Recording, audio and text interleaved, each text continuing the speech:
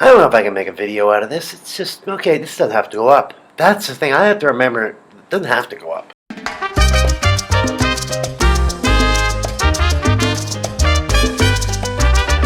I guess I gotta do a little news. Oh, fuck the news. Fuck it.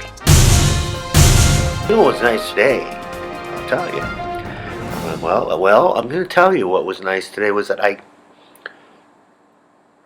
got kind of a break from the Trump poisoning. Even those days when I make a conscious choice not to take and drink from the Trump poisoning, it would just bombard me from other places. The elevator, my morning news that I watch, couldn't avoid it particularly. But today was great, pretty much Trump-free day. And I just felt a lot more relaxed. And that's sad because when Obama was president, that was pretty much 8 years where I felt pretty much relaxed. I teased in another video that we don't have very exciting news here in Canada, but something happened in Canada that made world news the other day. Yeah, and there's just nothing funny about it at all. But what I think might be a good one is I wanted to talk about Community Theatre Babylon. And some people have suggested that maybe my calling is for acting. And what they may not know is that I have done actually quite a bit of acting, except really off. I don't think I ever had a paying gig in my life, but I've had a lot of fun. I had a lot of fun doing it.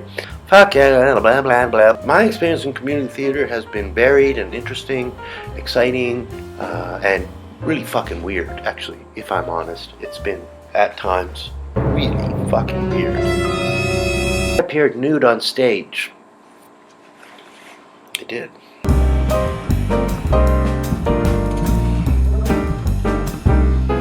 The other day was grand and you missed it.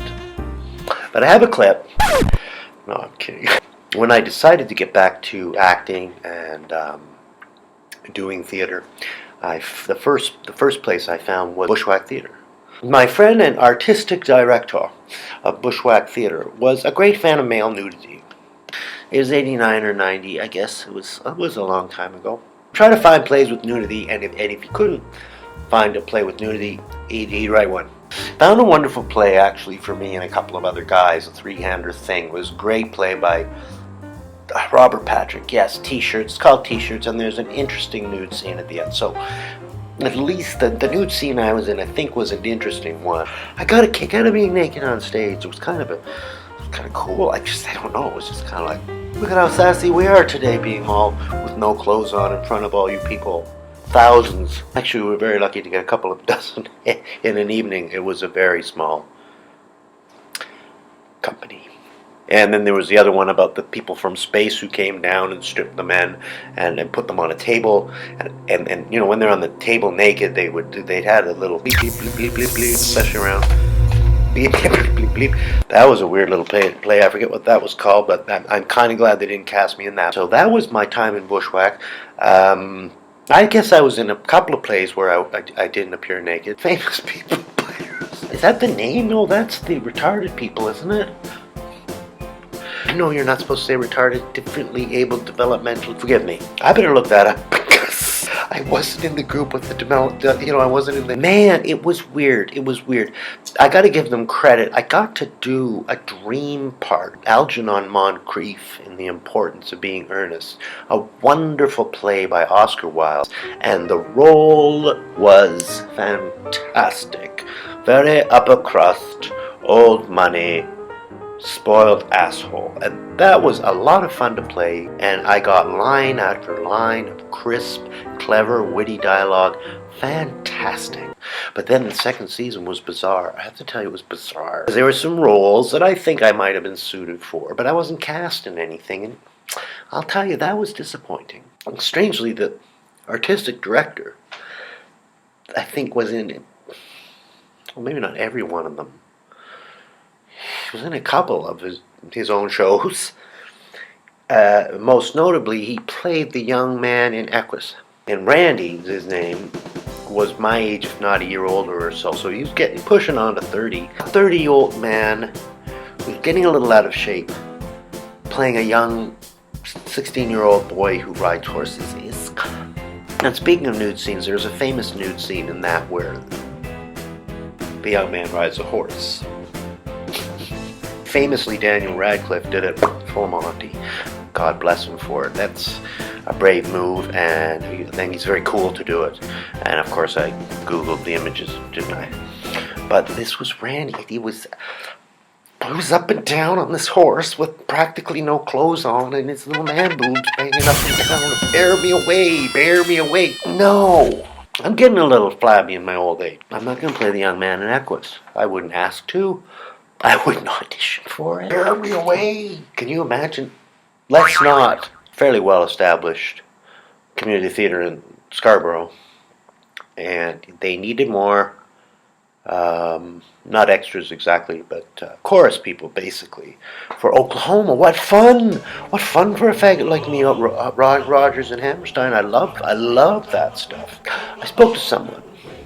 They said, "Can you sing?" And I said, "Well, yeah, I'm not the best singer, but I'm very competent at carrying the note." Old man, look at my life. And acting, I felt a pretty good actor. I love you so. Pretty competent little actor.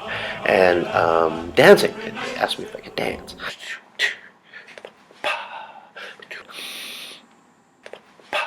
Well, no.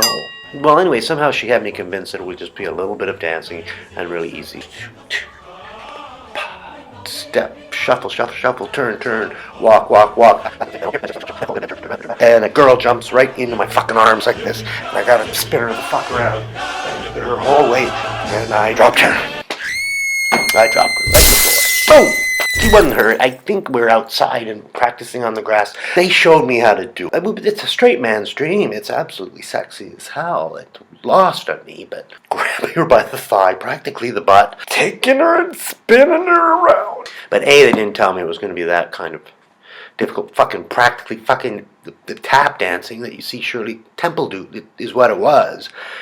And swinging women around in my skinny little ass arms that I had in the day. Then when the director, Garth Allen, hello, I'm Garth Allen.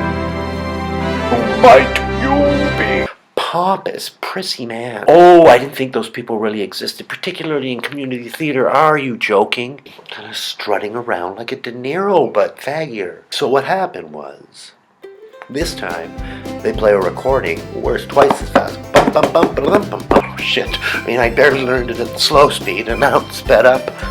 This is terrible, and you're terrible, and why are you looking at your feet? Then he stormed out. And I cried.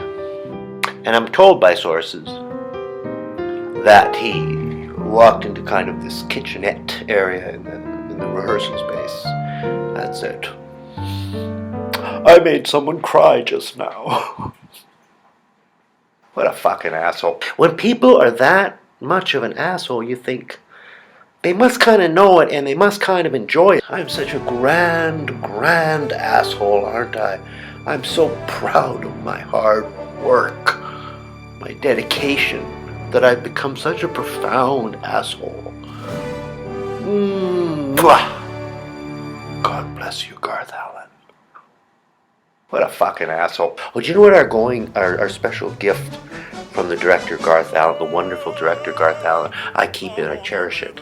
I don't know where the fuck it is. I might have used it to wipe my ass. It was a personally signed copy of the program with a little bow around it. What a fucking asshole. But just kind of waited for someone to call one day. For someone to call, and they did. Oh, is this Bob Merkley? Well, you did such a nice job in Oklahoma. I'm casting for this. No, I don't ever want to do a play directed by Garth Allen. I would rather stick like bamboo shoots up my fingernails. Maybe find a drill and stick that in my eye. Or have my toes cut off with like those fairly heavy garden shears, and I would rather smack my head than I had my honeymoon. The Alexander Singers, that was it, and this was led by this elegant lady, wonderful style, and not in the least pretentious like Garth. This enormous woman who, with these boats for breasts, you know, the kind, and the deep operatic voice that went with it. And I was just mostly required to stand in the background and sing the chorus for Gilbert and Sullivan's The Gondoliers.